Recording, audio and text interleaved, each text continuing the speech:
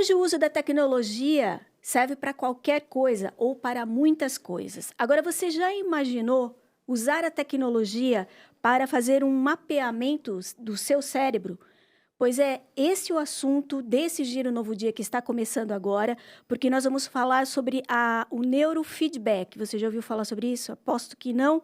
E eu estou recebendo aqui dois convidados especiais, muito especiais, para falar sobre esse assunto. Acho que é um assunto, saúde mental é sempre pertinente. Eu insisto em trazer esse tema para cá. E hoje, felizmente, eu estou recebendo dois convidados que vão poder falar um pouquinho mais sobre essa técnica. Fernanda Garcia Pérez, neuropsicóloga, e o Bruno Baldan, que é graduando em psicologia. O Bruno está aqui por outro motivo, depois, ao longo da nossa conversa, vocês vão entender melhor. Fernanda, fala um pouquinho para mim o que vem a ser essa técnica, como tudo começou. Então, o neurofeedback, ele veio, né, do biofeedback, que foi criado para melhorar a performance dos atletas em relação às questões musculares, né? E foi visto nos Estados Unidos, poxa, se tu, né, consegue melhorar através do biofeedback, né, por que não se pode tentar isso com o cérebro? O neurofeedback, ele é um treinamento, na realidade, que ele é utilizado para melhorar a performance do cérebro como um todo, né? Atenção, memória, funções executivas, condições motoras, o córtex sensorial também, diminuir a sensibilidade muitas vezes, né? E é interessante no neurofeedback que ele atua, na realidade, de uma forma homogênea, certo? Estável. Então, assim, a gente já tem, antes, né, a gente falava muito em reabilitação neuropsicológica, né? Em que tu trabalhava com a neuroplasticidade. O cara teve um AVC, vamos dar um exemplo, né? Um traumatismo craniano, e aí ele ia para a reabilitação para quê? Para atuar, né, com essa neuroplasticidade, ou seja, funções saudáveis assumirem aquelas que estão funcionalmente alteradas. E o neurofeedback agora nós conseguimos fazer essa reabilitação de uma forma homogênea e estável. Ou seja, aquilo que for alterado de uma forma através de condução elétrica das sinapses, eles não têm como ser modificado. Então, fica algo estável, né? Que é a homeostase do cérebro mesmo. O Bruno, na verdade, além de ser graduando em psicologia, ele está fazendo uso desse tratamento, ou dessa técnica. Isso é Ou desse treinamento, desculpa né, te interromper, porque acho que são terminologias importantes de serem colocadas. Você está fazendo uso por quê exatamente, Bruno? Bom, no meu caso, já sabia dessa situação, mas eu tenho ansiedade. E a ansiedade, ela faz com que eu tenha algum funcionamento do cérebro diferente de pessoas que não tenham essa psicopatologia. Por exemplo? Um caso bem claro que a gente até identificou no próprio mapeamento, que foi a primeira sessão, nós identificamos que todo o meu pensamento ele ocorre muito mais acelerado do que qualquer outra pessoa.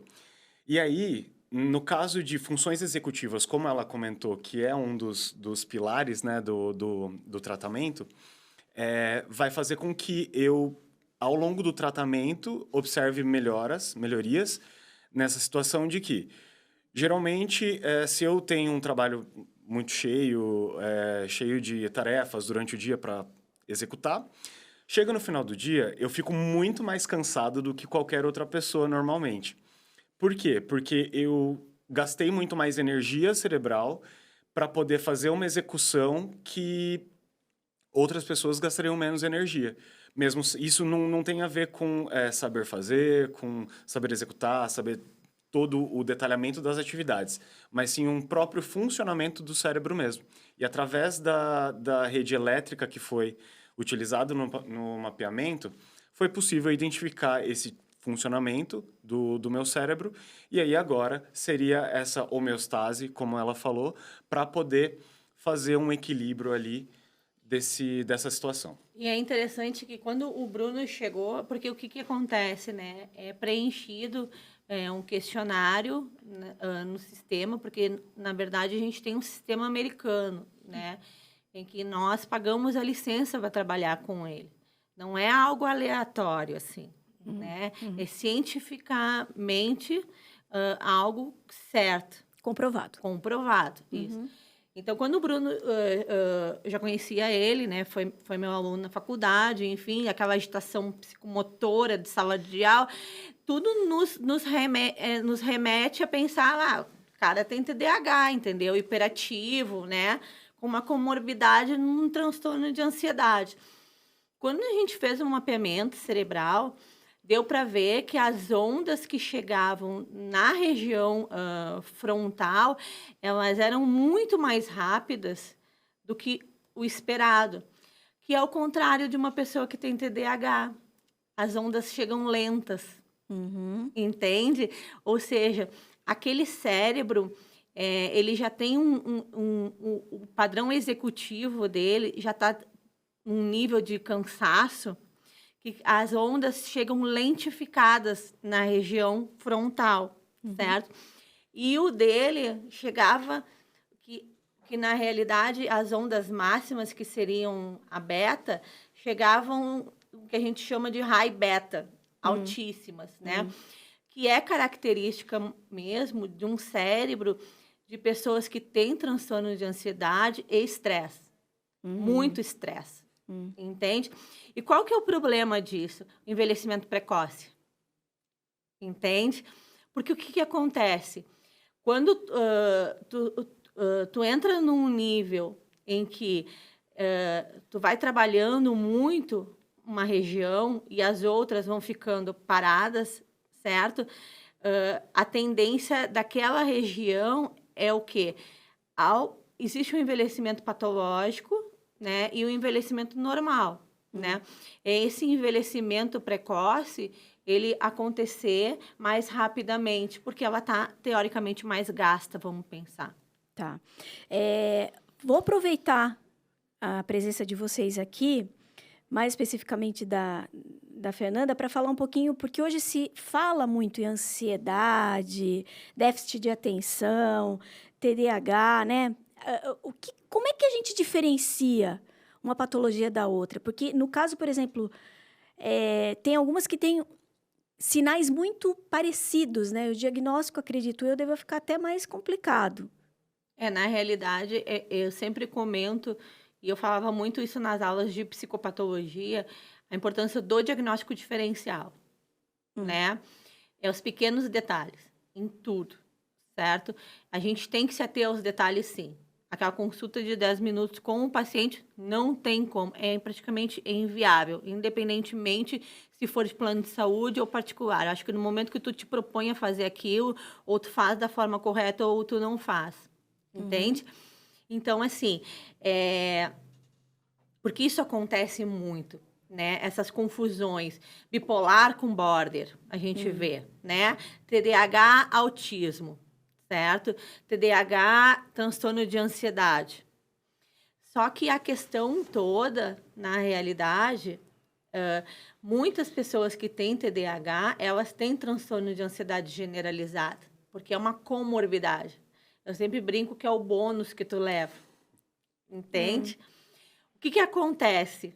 Há uma falha, o TDAH, tanto o TDAH quanto o autista, e aí é interessante que quando a gente vai nas neurociências, a gente consegue entender essa particularidade. Por que os sintomas são próximos? Porque as áreas alteradas do cérebro são as mesmas, entende? Os dois têm o que a gente chama de quê? Planificação executiva.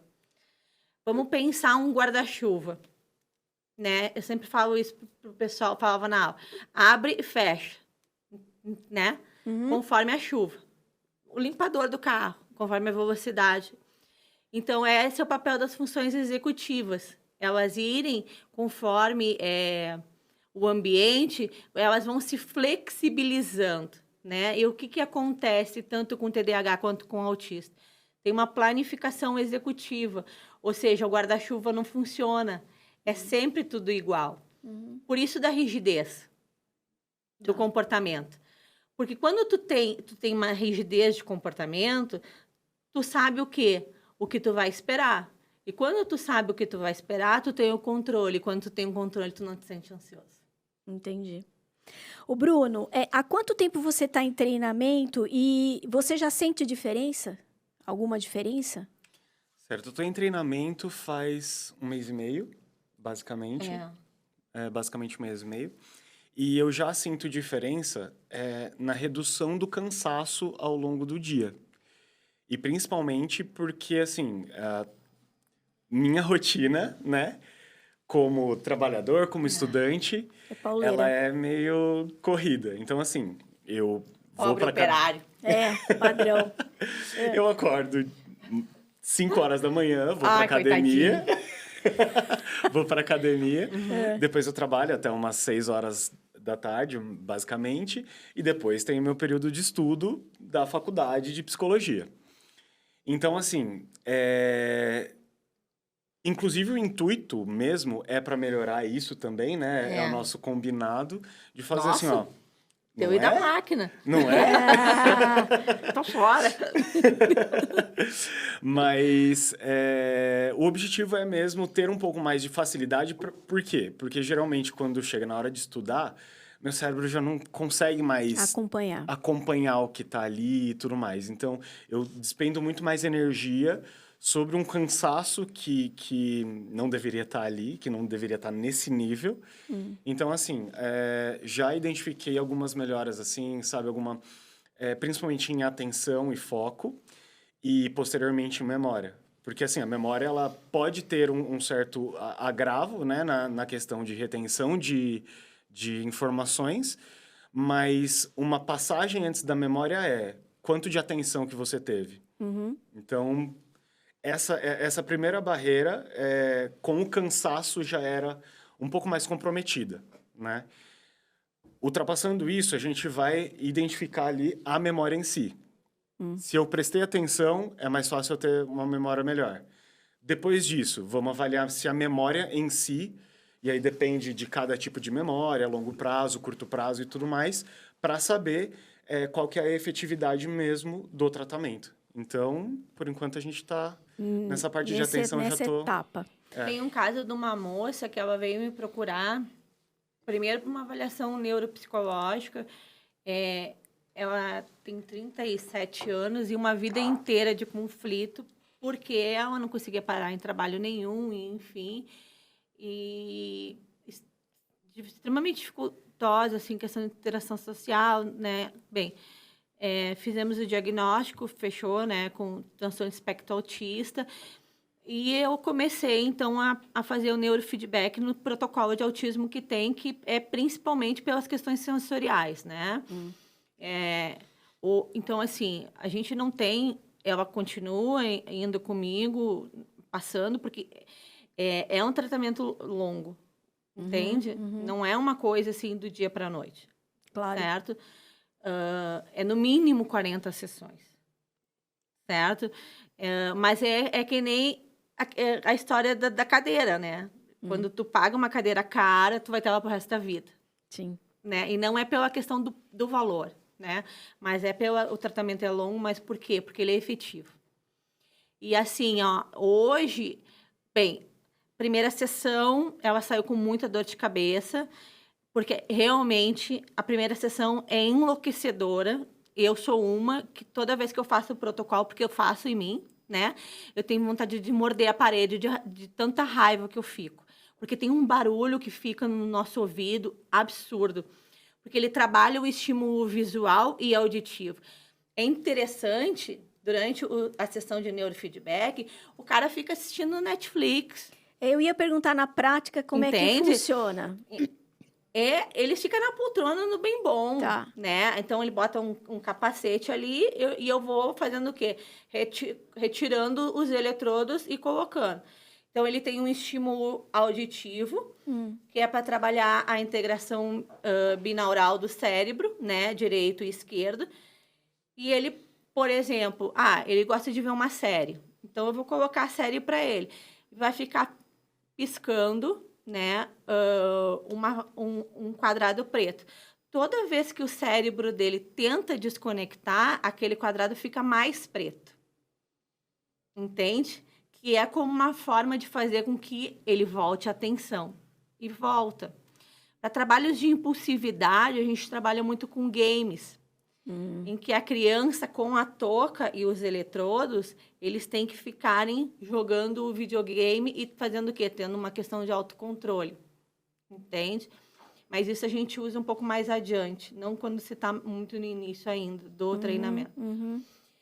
Então, assim, ela fica assistindo, nesse caso dessa moça, o primeiro protocolo, que é o protocolo frontal, que é o que a gente pega a região frontal, justamente, né, para dar um boom no cérebro, e fica aquele barulho tu, tu, tu. E é um barulho que ele não tem uma continuidade, ele é fracionado. Meu Deus. Entende? Parece... o que parece aquilo? Um martelo, Aquilo parece né? uma martelada, só que assim... Longe. O que acontece no cérebro? A gente tem uma tendência a ter expectativa. Como ela não é em tempo seriado, não é tipo a cada 4 segundos exatamente, não, ela vai tuc, aí depois 6 segundos, tuc, depois 2 segundos, tuc. Você chega a assustar? Não. Tá. É mais é mais a percepção mesmo e um certo incômodo de tipo, nossa, isso aqui tá desequilibrado. Mas é o objetivo mesmo do aparelho. Você saiu da experiência com dor de cabeça? Você sentiu alguma coisa fisicamente falando? Não, eu não. Só para te comentar, assim, na segunda sessão, ela chegou com o cabelo rapado. Tirou todo o cabelo. Nossa. Passou uma máquina zero. E você acha que foi reflexo? Eu penso que foi uma forma que ela teve de diminuir a estimulação sensorial. Entende? Resumindo, hoje ela vai na faculdade, consegue ir no supermercado, que é algo que ela não fazia há muitos anos. Então, assim, é um passo de cada vez. Hoje de manhã eu fui fazendo a minha chefe. Eu sempre brinco, né? Eu digo assim, cara, tu fazer em chefe, assim, é o maior perigo que tem, né? Porque se dá errado, tua demissão tá pronta, né? Sim. E é com justa causa ainda. Exato. Exatamente. Você fez a sua chefe. E aí, eu fui fazer um treinamento de olhos fechados nela, e ela é super agitada. Ela consegue ser mais agitada do que eu e ele juntos.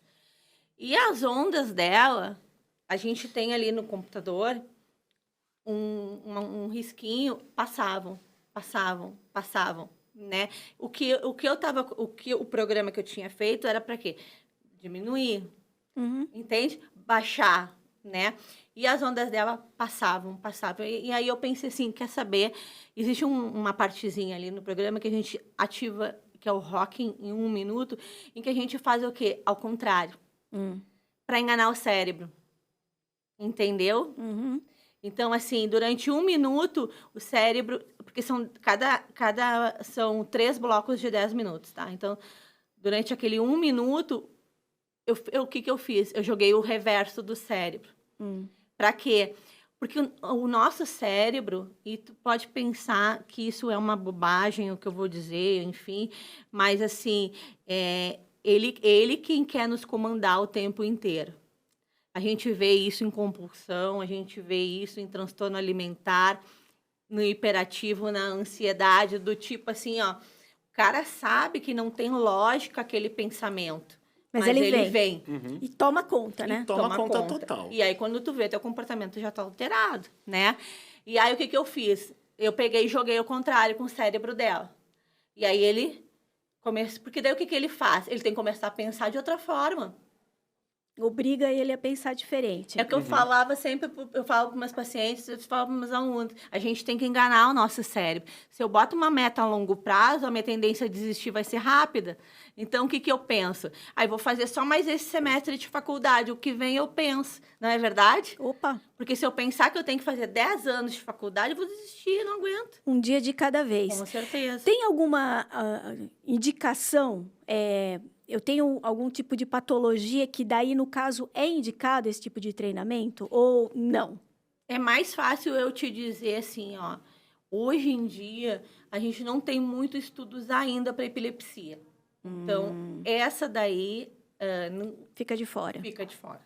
Tá. O cérebro é muito louco, né? Porque se estuda e E ninguém sempre descobre mais coisas. não se consegue decifrar. Tirando a epilepsia, nenhum outro caso que seja Funciona contraindicado. muito bem para TDAH, Tá. absurdamente. Eu já diminuí meus remédios pela metade, Uhum. né? Transtorno de ansiedade, depressão, esquizofrenia, funciona. Agora, a gente até começou a comentar isso antes de começar a gravação aqui, sobre a questão do uso do medicamento. Hoje existe até um mercado paralelo, né, em que você consegue facilmente. Você acha que há um exagero no uso de medicamento? Você faz, Bruno, uso de algum medicamento? Eu faço uso de medicamento, só que esse medicamento não é especificamente para objetivo psicológico. Tá. Ele é para dor. O que acontece? Eu uso antidepressivo para modulação de dor, porque eu tenho uma lesão na coluna, que é uma hérnia de disco, uma protusão de disco, e no funcionamento do antidepressivo, nesses casos de dor crônica, ele faz um corte na comunicação das sinapses de dor. Que é o quê? São os neurônios que vão tendo essa comunicação e vão o tempo todo falando, olha, tá doendo, olha, sua coluna tá doendo, sua coluna tá doendo. E às vezes não tem mais lesão. Louco. Ou tem, e ela tá com dor um pouco menor do que aquilo que eu tô sentindo. Só que eu acabo sentindo, por quê? Porque meu cérebro acostumou a sentir dor. E aí agora ele continua mandando sinal de dor e eu sinto a dor. Aí o antidepressivo ele faz essa modulação da dor para falar, olha, isso que você está sentindo é só o costume do cérebro que está te falando que tem dor, mas não tem. Então eu acabo sentindo mais a dor real do que isso. Mas existe sim essa questão de supervalorização da medicação, principalmente numa sociedade que a gente está hoje, em que tudo é patológico, tudo é doença, tudo... A criança não pode ser agitada que ela tem TDAH hiperativa. Ela não a pessoa não pode se sentir triste um dia porque ela tem depressão. Sim. Não. As coisas elas têm que ser melhor analisadas, elas têm que ter um histórico ali. E é como a Fer falou. Em meia hora você não consegue. E o que mais acontece às vezes é um psicodiagnóstico dado incorretamente, às pressas. Por quê? Porque às vezes o profissional não tem a informação completa, não aplica o diagnóstico diferencial, que assim, a gente sabe o básico. Mas tá, ok, o que vai diferenciar o básico um do outro? É essa parte diferencial. A gente tem o DSM, que é o guia psiquiátrico, né, que faz parte tanto da grade curricular da psiquiatria quanto da psicologia, em que a gente tem esse norte. Ele é um calhamaço absurdo de informação. Então, de acordo com aquele livro, todo mundo vai ter alguma coisa. A questão te atrapalha? Você consegue ter uma vida sem prejuízo nisso? Se for o caso, às vezes você tem que analisar se é crônico ou não, para poder entender se vale o uso de medicação ou não. E isso não é a pessoa que vai definir, é ela com acompanhamento profissional, tanto de um psicólogo quanto de um psiquiatra. É que às vezes é necessário, né? Então, por exemplo, assim, às vezes tu precisa fazer uma modulação límbica até para que tu possa trabalhar a questão comportamental do paciente. O que é modulação límbica? É o ajuste Tá. do sistema límbico, né? Da parte das emoções, enfim. Por exemplo, tu pega um autista, né? Que tu quer trabalhar um método ABA. E ele simplesmente faz muita busca sensorial ainda. Vamos pensar, fica se roçando na parede, se joga no chão. Obviamente, tu não vai ter como trabalhar. A medicação vai te ajudar, né? O que eu penso muitas vezes é a forma como essa medicação é colocada para o paciente, né? A longo prazo. Às vezes eu observo que não tem uma preocupação a longo prazo, né? Por exemplo, agora, esses dias, chegou uma paciente para mim, a mãe de uma menina, porque eu fui no médico, e o médico me deu venlafaxina, né? Poxa, a gente tem outras medicações, né? A venlafaxina, para te retirar do organismo posteriormente, é um horror. É quase como uma abstinência de uma cocaína. Nossa. Entende? Então, assim, esse a longo prazo que me preocupa, né? Existem medicações, topiramato, remédios para compulsão, por exemplo, eles atuam direto na memória. O cara tem perda de memória absurda. Como que vai ser isso aí a longo prazo, né? Aqui em Jundiaí, eu ainda vejo muito caso de paciente que vai no hospital para tomar injeção de Aldol. Isso aí a gente usava em 1940. Meu Deus. Quando eu fiz o estágio de psicopatologia, em 1996, no Hospital Psiquiátrico São Pedro, que é uma das instituições, assim... aqui a gente não tem um hospital psiquiátrico como teria lá, mas digamos assim... Exemplo. É referência. É o SUS do SUS, né? E de abandono, digamos, entende? De pacientes. Se usava isso, entende? Então, assim, hoje em dia, o cara chegar num hospital com uma crise de ansiedade e tu dá uma injeção dessas... E a gente vê assim, o paciente recebe uma medicação, aí parece que o efeito não dá certo, não é o esperado, aí aumenta a dose. Isso ainda é mais complicado, né? Não tem essa preocupação. Sim. Né? A preocupação dos exames também, né? Então, assim, quando tu vai prescrever, por exemplo, um Venvance, uma Ritalina, né? Que são da linha da dopamina, enfim, para TDAH, a gente precisa fazer um eletrocardio, né? Porque ele pode causar uma sobrecarga, né? E aí a pessoa pode realmente vir a ter uma parada. E não é... Isso, raras as vezes, eu vejo... O médico fez algum exame? Não. Só prescreveu. Né? Chegou o diagnóstico de autismo, mas como? Ontem mesmo eu peguei um caso que chegou para mim de uma moça para uma avaliação e ela tem alergia ao ovo. Não foi pedido absolutamente nenhum exame. Quem tem alergia ao ovo pode ter um inchaço sináptico, certo? No cérebro, que causa uma disfuncionalidade e vai alterar o comportamento. Nossa, que loucura, né? Então, assim, tu tem que investigar...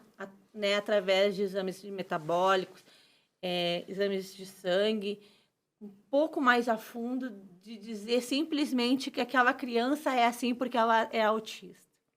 O buraco é muito mais embaixo e às vezes muito mais simples. Para a gente terminar, que a gente já está aqui entrando na fase final, eu queria saber o seguinte, é necessário algum encaminhamento de algum outro profissional para que chegue até você para fazer esse treinamento? O não. Tá.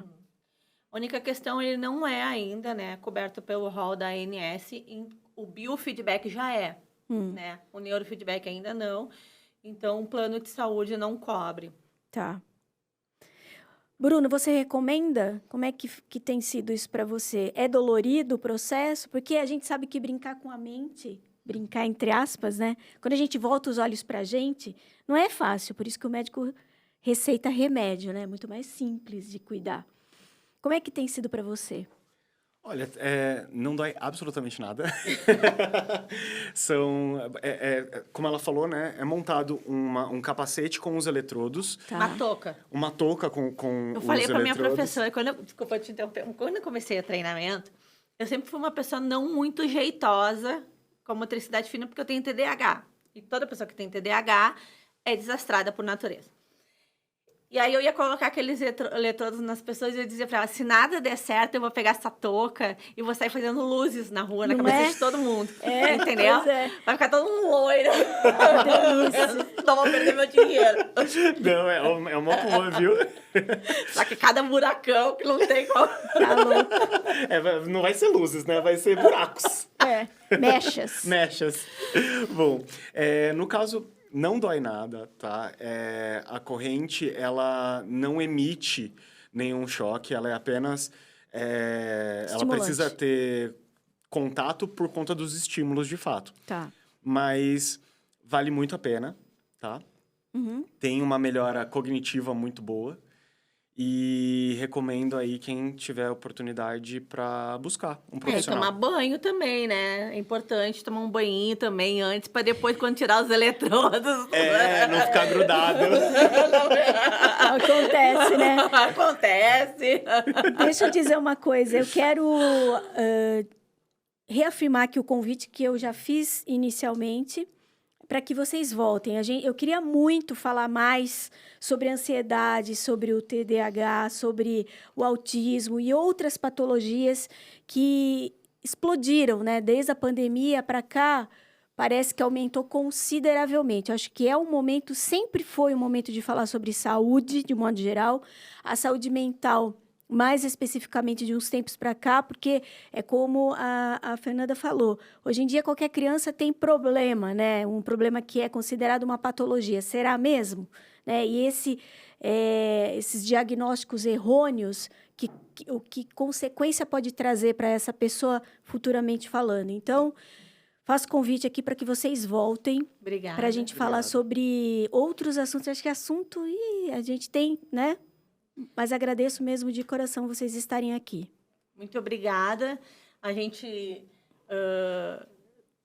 tem uma equipe muito boa na Estímule, que nós trabalhamos com crianças autistas, método ABA.